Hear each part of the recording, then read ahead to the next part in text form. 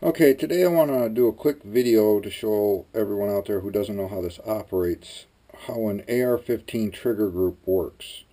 Now what I've done is I took one of my old 0% forgings that I machined out and scrapped, and I did a cutaway here to be able to see how the trigger functions, because what I do is I polish the trigger up to get it to work better, because some of these factory triggers you get, they got a real gritty feel to them when you get them.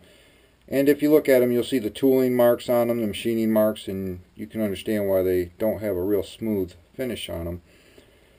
And that can affect the performance of the trigger when you're pulling it. So basically, how an AR-15 trigger works is there's 2 points here, the contact. You have a contact on your trigger where it meets the hammer. And you can see how it disconnects there. And that's all the surface area that an AR trigger has to work with.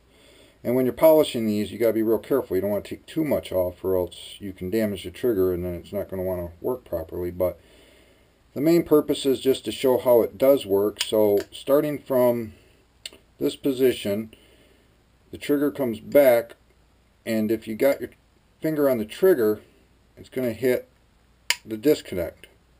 Now this right here is the disconnect, and it engages on this rear portion of the hammer here, and when you let up on the disconnect, it engages the trigger, or the hammer. The trigger engages the hammer, and then you release it, and then it goes into battery, fire. So anyway, this is just a quick video to show you how an AR trigger works. I've seen other people demonstrate it on here, but this one, actually, this video will show you how it functions while it's inside the receiver. So basically when you pull the trigger, all it does is disengages right there. And there's only about a 1/16 of an inch there that it has to work with.